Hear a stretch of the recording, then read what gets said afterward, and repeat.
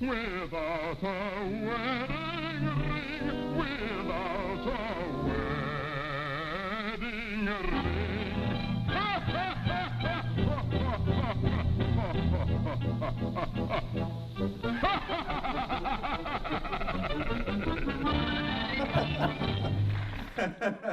I'm going to start with a little trivia. Yeah, real quick. I'm curious.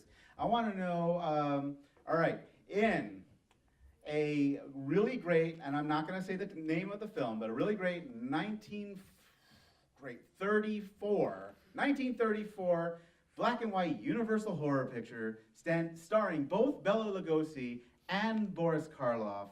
In that film, what was Bela Lugosi deathly afraid of? Hands, please. Hand in the back, all the way in the back.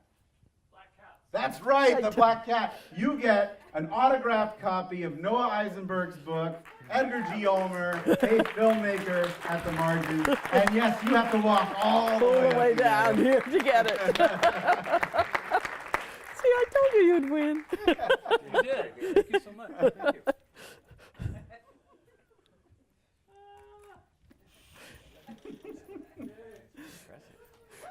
Yeah, not bad at all. I was hoping that would be kind of moderate one. Yeah. I'll make this one super simple. But I'm gonna try. I'll make it really simple. But you're gonna have to put up your hands. Name one film other than The Black Cat by filmmaker Edgar G. Ulmer. Oh my God! Look at this. Go for it. Damaged Lives. Wow, that's a great one. Yes. Man, it wasn't Detour. It wasn't The Man from Planet X. I would say what Damaged Lives is, but I think it's going to come up in our conversation. Look at your book. Well done. Terrific.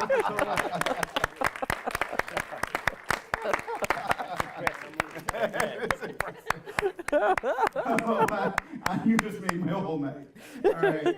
So, oh my gosh, I'm so excited. Oh, and Beth is getting crowd shots. We have two very special guests at my right.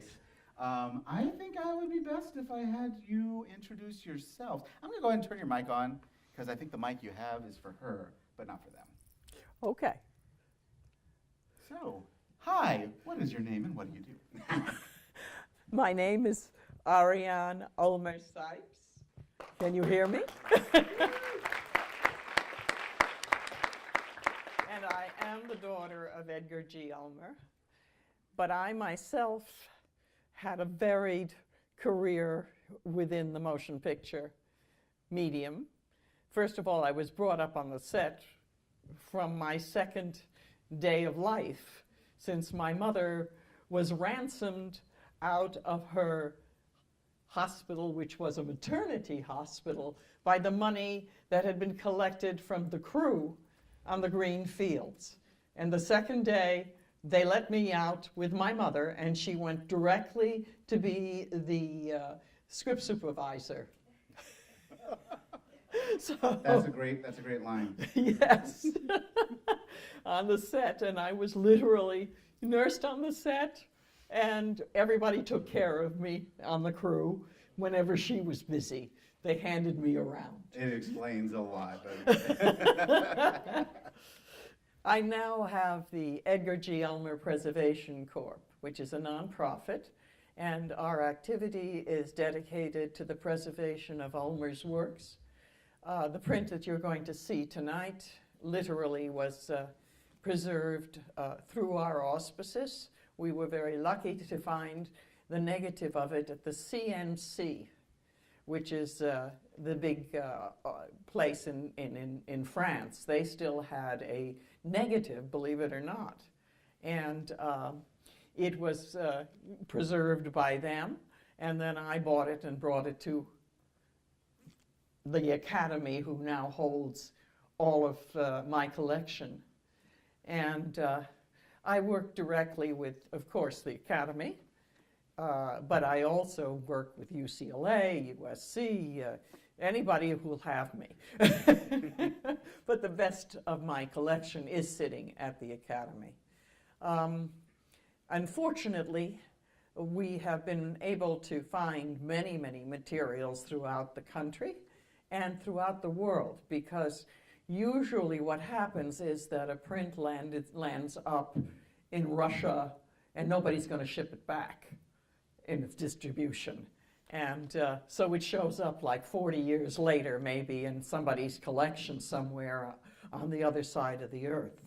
And a good part of my work is research, because it's thanks to the archives throughout the world and collectors, the people that I used to hate who had, 16mm prints stuck underneath their bed, who had stolen them usually from a television, entity in the old days, turned out, of course, to be exceptionally useful for me at this juncture, because I was able to find stuff that I never could have found otherwise, especially on a lot of the films that never had any real international distribution at all. I mean, something like Girls in Chains never became a classic. Believe it or not, Girls in Chains is a woman in prison film from way back. That didn't start in the 80s and 70s. No. We had a sexy film already at PRC. So I think I've given enough of my giving. Oh, we're going to hear a lot more from you, but I'm going to move it over to your right. Why are you here, Noah? Pass the mic. Yes, I'm sorry. We only have two, unfortunately. Because I spent my teenage years about 10 miles away from here, so it's just a return home. That's why I'm here. Wow. To be with you all tonight. No, I also happen to have collaborated very closely with Arianne on the biography that's now been given away with these brilliant answers to the trivia questions concerning Edgar G. Ulmer. And about a little over a year ago, in January of 2004 at DG Wills in La Jolla, California, we all spent an evening together there, and that's when we met Miguel, and that's when we learned about his work as a programmer. And I don't know, that night's kind of fuzzy. And as a horror film maven, and that's essentially why I'm here. So, and to enjoy with you this exquisite 35mm print of Bluebeard, and talk a bit about it beforehand with you. And we're not doing a Q&A after, right? Is that right? I think we're going to keep it all with the panel, because I want to make sure that we get to Valley of the Sasquatch. Yes.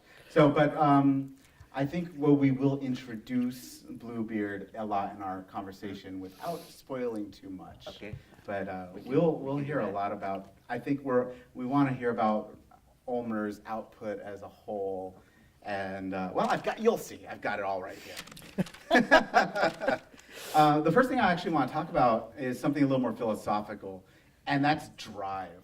When I read your biography and when you and I speak about Edgar G. Ulmer, the first thing I think about is this festival is a celebration of independent film, and I see that coming straight from Edgar G. Ulmer, because this is a man who was given very little resources and still managed to make films and was relentless at making films. He was highly prolific.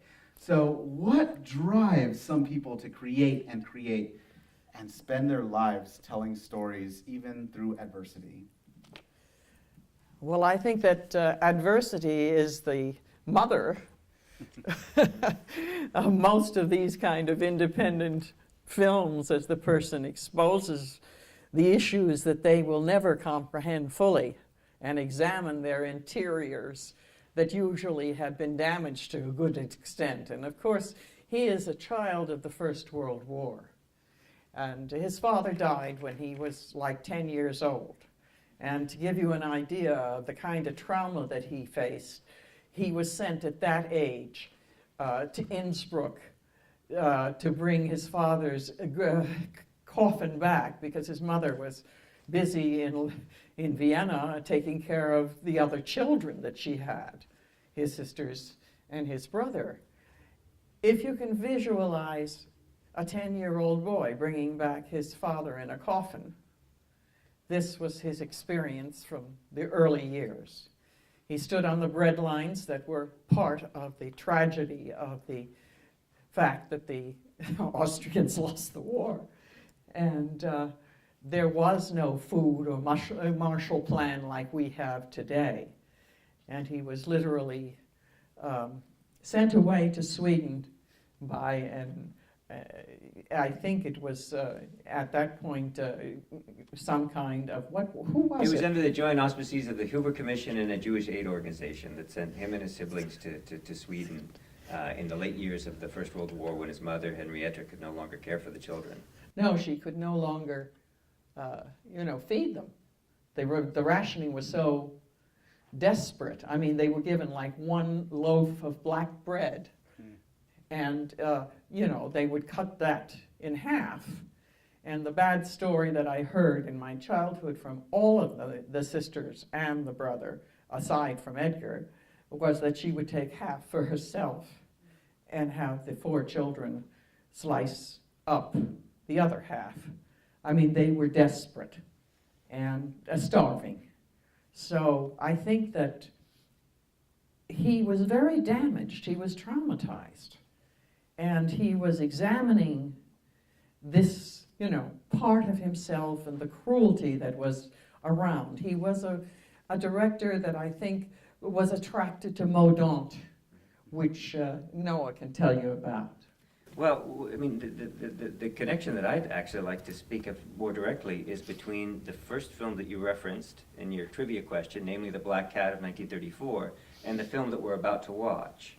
Because from the time that his first venture into, his first foray into horror, in the Universal Horror Cycle in 34 with Bela Lugosi, Boris Karloff, and The Black Cat, soon after that he was already slated to direct Bluebeard, and it was announced in the trade press.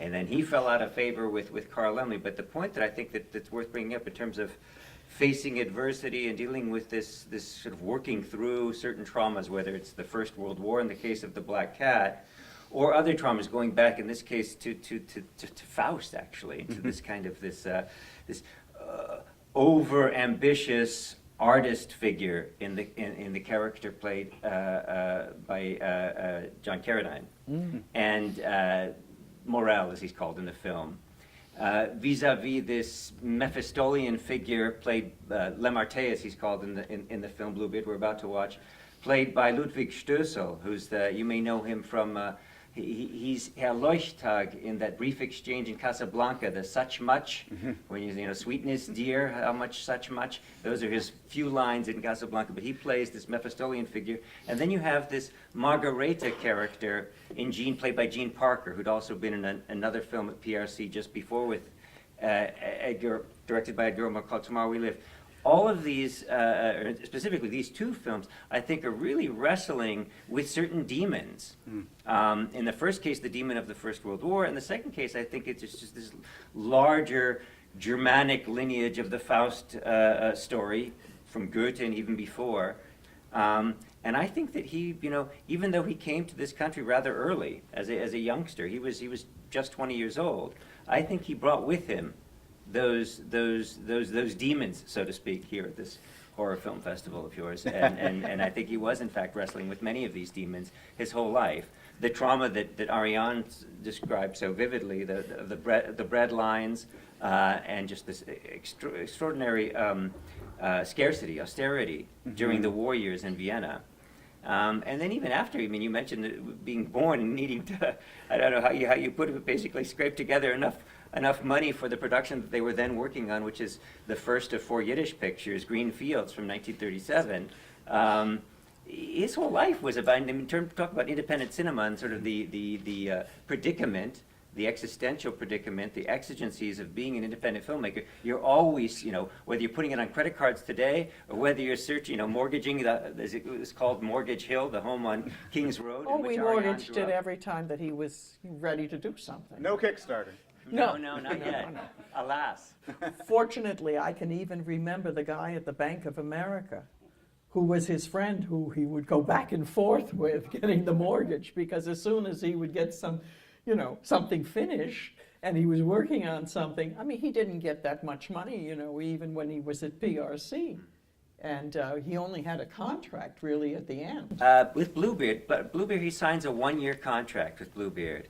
And this comes right on sort of hot on the heels of Jive Junction, which was a one of the quickies that he made for PRC. He wasn't especially proud about this, and he was trying to wrestle with another demon, which was commercialism.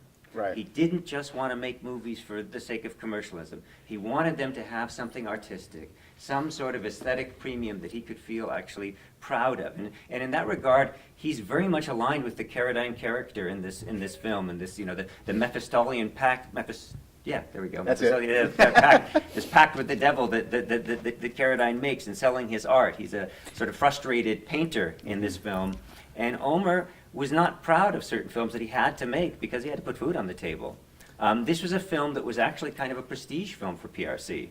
It was a film that when it appeared, the Hollywood Reporter really hailed it as a major picture, even though it was made for this little, shoestring budget. At PRC, sometimes its initials thought to represent pretty rotten crap. And this, however, was one that carried, unlike Detour, I was really surprised that nobody yelled out that movie, but unlike Detour, perhaps is among his best-known films, this is a budget that's almost twice that. It's $170,000 for Bluebeard, which is a big budget. Oh, yeah, but the film he made just before, it was $10,000. Exactly. It was not. $10,000. Yeah. That, and these things were shot in very few days, those $10,000 things. Here he had 19 days. So yes, this was a he'd done big these film. 6-day pictures, he'd done these 2-day pictures, and here he had 19 days and $170,000. Out of curiosity, do you know the number for the Black Cat? Oh, yeah. It's 100 and change. It's about a third of what they spent on Frankenstein, and I think a quarter of Dracula, if I get that right. But it was the most successful picture that year. In 1934, it Yeah. was the highest grossing picture at Universal. So, exceptional things happened, but that didn't help him any because he was already fooling around with my mother, and he got blackballed. So you don't fool around with married ladies. Yeah, how do you feel about us talking about the Blackball story? I feel fine about it. Nobody's we do. alive anymore. All right, so Ulmer came, he worked on a major studio film, The Black Cat, for Universal Pictures, Uncle Carl Laemmle's studio. What happened? Why didn't he make another film there? You start. I'll start? Okay. At the time, Ulmer had already worked in the art department at Universal for a number of years. He directed two real westerns with Willie Wyler. Yeah, I have to intersperse only to say that people don't realize he was an art director from the time he was 18, we have established, until he was already 28 or 29. The man had a full career. He would have never shifted except for the fact that Murnau was killed in an accident. He had worked on Sunrise. Maybe some of you know. How many of you know what Sunrise is? Okay. So, And all the rest of you need to see it. yes, it's one of the great classics, and one of the last silent films that was made. It's an unbelievably wonderful film, and he worshipped Murnau. And he would never, I don't think, have even thought of directing if he had lived. He would have continued being part of his troupe, because he had made quite a few films with him. But it wasn't to be.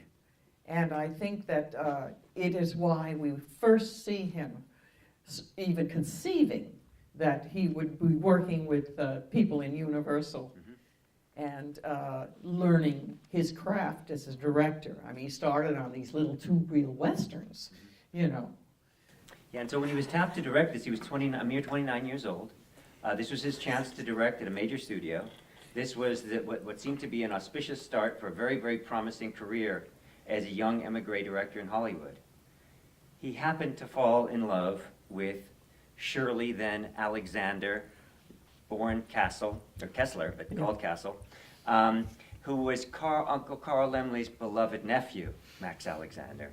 And Uncle Carl Laemmle, who is Ogden Nash Jr., once quipped, had a big family, and everybody would gather around his table on Sunday for these big, lavish Sunday lunches. Ulmer was there. Shirley was there next to Max Alexander. Max Alexander was very, very close with Carl Jr. And once the word got out that Edgar had run off with Shirley, the plans to make Bluebeard, which was slated to be a Universal picture. There was already artwork done on it. Yeah, immediately. The posters existed. Immediately scrapped. So that's how he became Blackballed. It was for love, not for politics. Though in the 40s, he definitely was working with plenty of fellow travelers, if not card-carrying. Yeah, he didn't believe in any government. He didn't trust any established government. He felt that they all were, and the minute they get power, I don't care whether they're socialist, communist, or capitalist. He felt that the thing that became important was their own power, no longer really caring about people.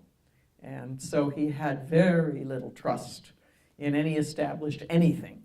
So he was smart enough not to join the Communist Party, although he was a very socialist-minded man. Miguel, if I could just, Please. It's not too tedious and not too academic.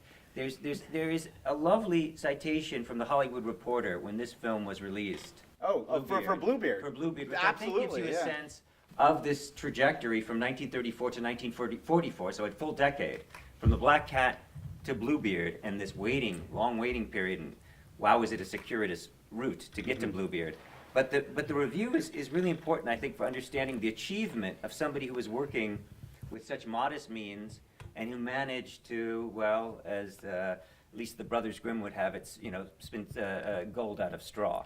So here we have it. It says, "It has been the avowed and advertised purpose of PRC for some time to lift itself above the status of an organization devoted to the making of lower budget films and strike out for a better trade by pouring into the market films with a flexible budget, which means, of course, that cost is not the consideration as compared with quality. PRC has done this with Bluebeard. It is the kind of picture any company or any producer would like to release. It is a class product from start to finish, with every opportunity to entertain, regardless of expense, utilized to the fullest. In comparison with other movies with the same premise, it is head and shoulders superior. Producer Leon Frumkes and his associate Martin Mooney have taken pains to see that no detail in whatever department was overlooked in the making of this film a somber, gripping melodrama that moves towards its conclusion relentlessly. Edgar Ulmer's direction is studied and exact. There is a gentleness and an understanding permeating the entire film that can be attributed to him." Not until Truffaut writes his loving review of The Naked Dawn do you get this sort of press, and that's a full decade later. I have to add just one little thing that I think is very important. That is that the cinematography in this film is unique. It's really wonderful. And it was done by Eugene Shoestring. Do any of you know, would you raise your hand if you've ever heard of Shoestring? He was an incredibly gifted cinematographer and had actually worked on the very first film that Dad co-directed. Mention of Mention of Sometag. Sometag. Yeah, he- People he- on Sunday. He was the old man on the set. He was 34, the rest were in their 20s. And he was a very funny guy, if you're even interested in that. But he, later on, he never could get into the union here. So he was working always out of New York or Paris. And he got to do this film because Dad really covered it, to a certain extent at the first beginning area, because he had another director. Yeah, I think he's credited on this one, if I'm not mistaken, as production designer, or they would give But him he's the real He's the cinematographer. He's the cinematographer. And Dad always used him if he could, because he really, my mother and Shoestring and Erdodi were the magic of Ulmer at PRC. These were three people which he really depended on. Can you talk about Erdodi and who that is? Well, Erdodi was a Hungarian who had come to this country, and he worked at PRC with Dad, and he had a tremendous background. He was not, just a guy a schlepper who was hired as a music guy, like at the studios. This was a man that his father had been the last living student of Liszt, okay? And he had, conducted huge orchestras and things like that. So he had a really fantastic background. And of course, Dad and he became extremely close. And unfortunately, before Dad, when he moved away, out from PRC, just in that period, Erdődy died. So he was older than Dad. He came from an older generation. Did he compose the music on Bluebeard? Was that? I believe Yes. he's responsible for Bluebeard. Yeah. He's Sure most is. certainly responsible for Detour. He's responsible for, and as Arianne said, yes, when Ulmer was asked late in life in his two-part interview with Peter Bogdanovich which of the films he considered to be among his best, he said you could tell this by the cinematographer that I worked with, namely Eugen Tristan.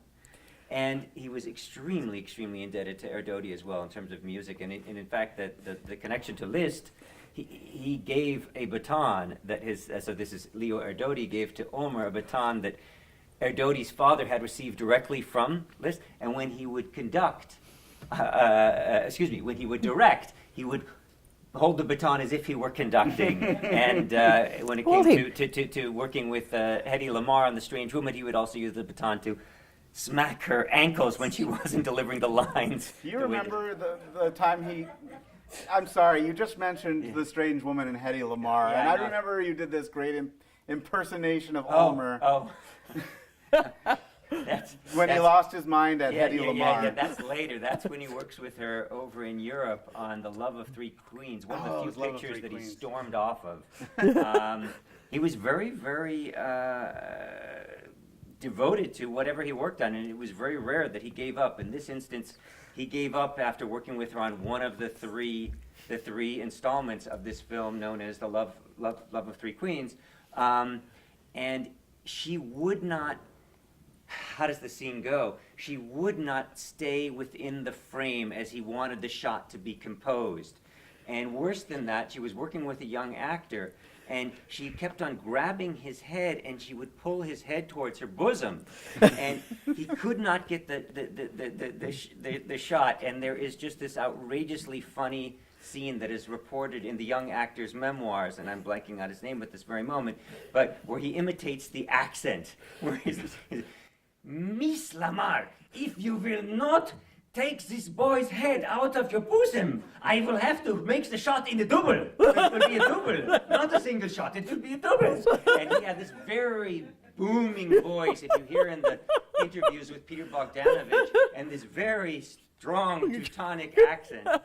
Dickie Moore, who just passed away last week, who starred in Jive Junction, the picture just before this, he worked with Ulmer on Jive Junction, and he said he was a wonderful man. His accent was really, really hard to understand for a young actor. And this was true certainly of him. It was true of a lot of these refugees working in Hollywood.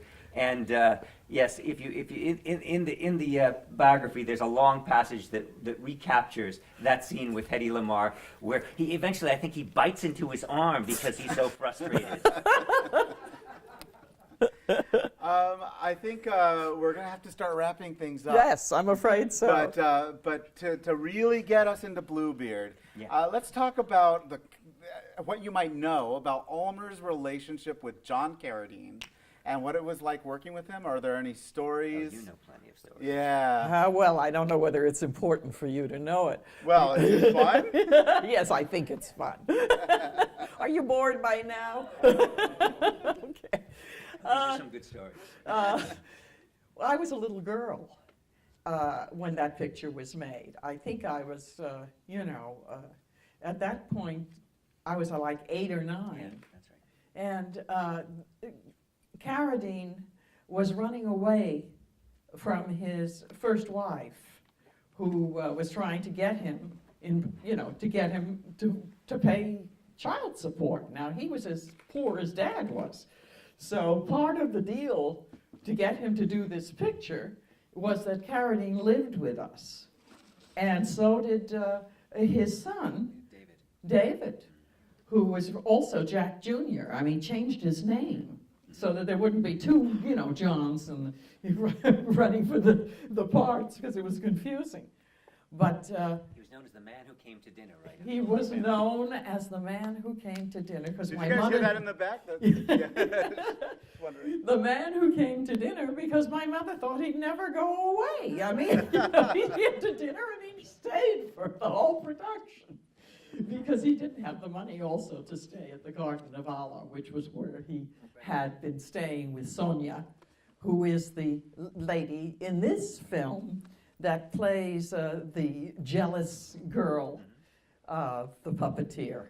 So you will be seeing her also. I was the flower girl in Shakespearean costume when Carradine married her. Soon after this picture. Soon after this picture. And so we had a lot of fun together. And He saved you at the Garden of Allah, right? yes, I would have been dead. I would never have been here if the Carradine hadn't jumped in the water in the pool because my mother was so, you know, distracted that she didn't notice that I had lost my swimming wings and that I was going to the bottom of the pool. I gotta interject. All right, can I borrow that? If in that time a person who knew who John Carradine was in the pool and saw John Carradine diving in after them, I think they'd rather drown. Oh God, it's Dracula.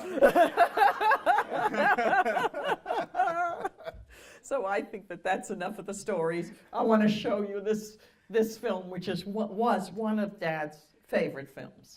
Absolutely. This is one of my favorite films. John Carradine is outstanding. The music, that's why I asked about Erdodi on this. Yeah, so it's really great, particularly with the puppet scenes, which uses classic Faust. Faust. Right. Yes, yes. So really pay attention to that. That's Gounod. Yeah, that's not Erdodi. But Marguerite, having been convinced that Faust deserted her, and in a fit of despair, having killed her child, finally found the courage to give herself up. She was tried and sentenced to prison, where Faust, with the aid of Mephistopheles, finds her. Ah, 'tis the voice of my beloved.